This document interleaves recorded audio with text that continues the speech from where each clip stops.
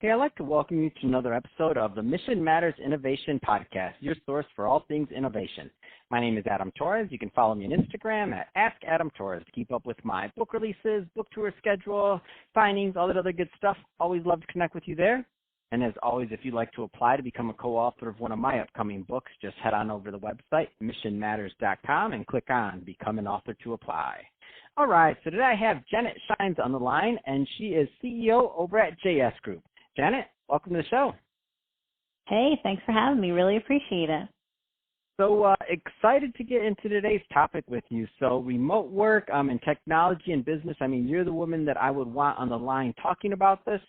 But before we get into that, I do want to go a little bit further into what you're doing over at JS Group. So tell us a little bit more about the company, please. So what we do at JS Group is pretty simple. Every company is now a technology company. Doesn't matter what industry you're in. And when you're a technology company, you really have to think about how you're going to change your go-to-market. How do you go out there, get clients, retain clients? How do you work your distribution channels? Who goes and sells your stuff? And how do you service your clients? And that's what we do all day long. We work with technology companies to help them figure that out. And just to give a little, because there's a lot of technology companies listening right now, I should say decision makers, whether they're founders, executives, just to give a flavor of the type of companies that you like work with. I mean, what is the right type of fit typically, just so that the right people follow up with you to talk more about JS Group? Well, we rock with startups. We love software as a service and startup companies that are moving potentially from not being a technology company to all of a sudden offering technology as a service is really our sweet spot. But we also have some very large contracts with some of the largest technology companies in the world who know that they have to think, act, breathe, behave like a startup.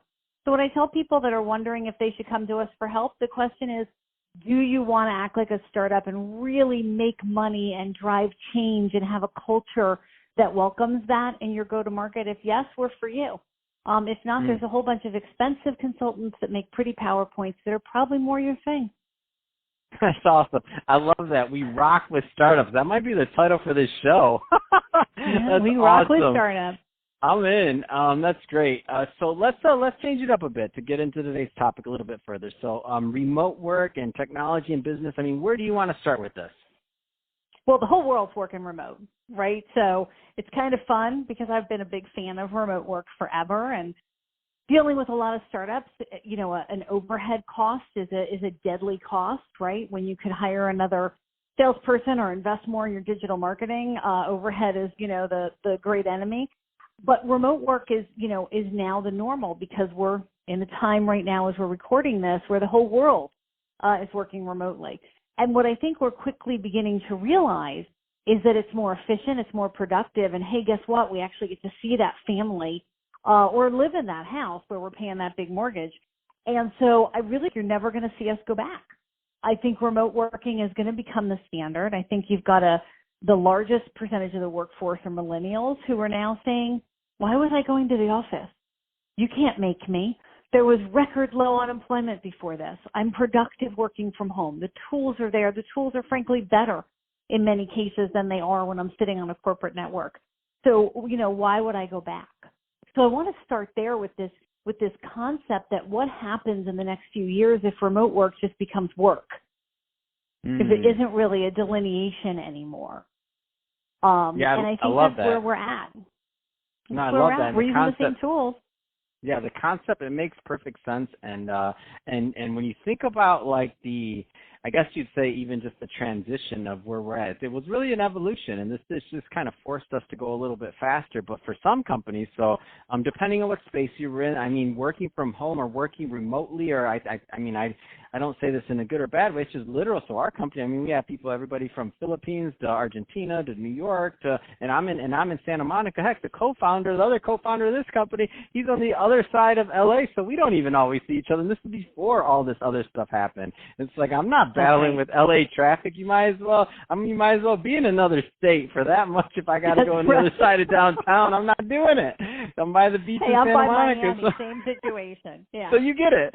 So for some, and I mean, what I do like about this though is that some of the maybe industries that at one point thought that it wouldn't be possible. So like some of your financial industries or other things like that. It's like healthcare, oh my gosh, right? The telemedicine movement. I mean, all these things are really working, and I know plenty of doctors and other things that are kind of excited for this.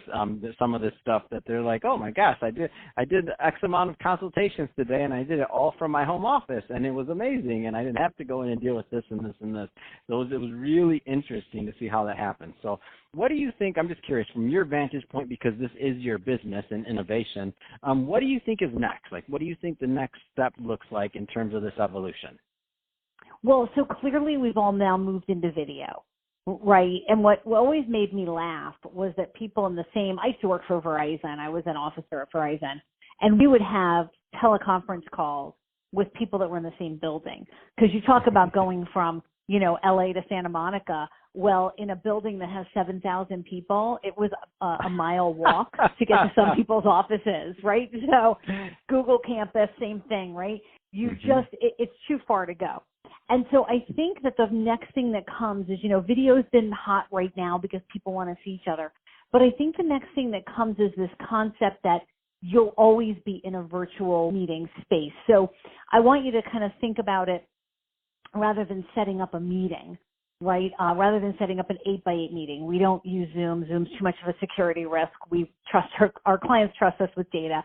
So we use a video conferencing thing that's secure, 8x8. And so, when I think about my 8x8 room, we just keep our room up all day. And so when one of my employees wants to have a chat, they can just come into Janet's room and see me at any time. So it's not this set concept of setting up a meeting and I log into the meeting and then the meeting is over. It's just that my room is always open. Walk into it like you would walk into an office. And if I need to walk away or something, I'll mute my video. But, I've come back several times from getting a cup of coffee to see somebody's face on my computer. Like, hey, what are you doing? Hey, I just wanted to ask you a question.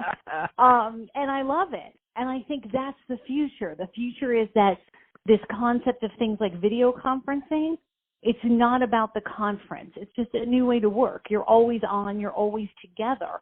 And it makes you much more efficient. You're not waiting for that meeting. You have, meeting rooms and meeting tools and things you can do to see each other. And I think it's just an amazing, I just did a whiteboard session with somebody who hopped into my meeting room. One of our team members was struggling a little getting an answer for a client. And we just whiteboarded it out. 15 minutes, we were done. Right on the tool. And oh, by the way, then the whiteboard goes right to the client and they can see the work. So I think that's the future. The future is that it's immersive, not a moment in time. And I think it starts and ends with video. Man, I love that. It almost reminds me of the of like video games, like the old video game simulations. Like that would be the world. So you plug right into the world, and so now it's just like you have your world of work also that you're building. So it's like a Sim City, except it's Sim Work. It's Sim Work over here building. Peak moment. Sim Work. I love it.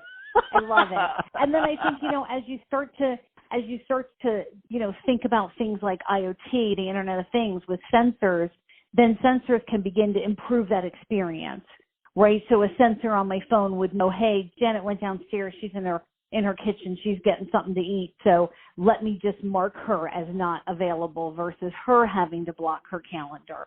Or, hey, she's headed to a client meeting and there's bad traffic. So let me just text the client and say, hey, she was supposed to be ETA at, 12:40, she's going to be ETA at 1:10. So I just think there's a lot of embedded technology that's going to make it, we no longer go to meetings, we no longer schedule calls. It's just, we're in the environment. To your point, I like your sim business. I think we'll trademark that. We currently call it the digital normal. Oh, I love it. I'm in. And I'm a fan of it because all it does is it just makes us more productive, and it makes correct it without the illusion of more work. It's taking some of that barrier off, so it makes you more. So you really get the best of both worlds.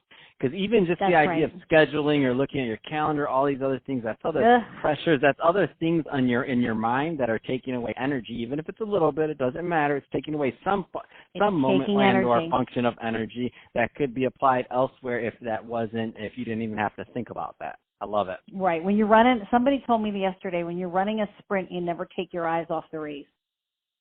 Not even to glance left, right, back, see where somebody is, because it slows you down. So it's the Love it. same way. You don't want to take your eyes off the race. And the other thing I would say in this is voice comes back in a big way. So, we've fallen in love a little bit with the glowing rectangle that controls our life, the smartphone. And voice, I think, is going to come back in a big way because, frankly, looking at all those screens and trying to ingest that data is difficult. And so I really think you're going to see, I don't know if you ever saw the movie Her. It was, masterful how much data they got from, the little plug-in in their ear.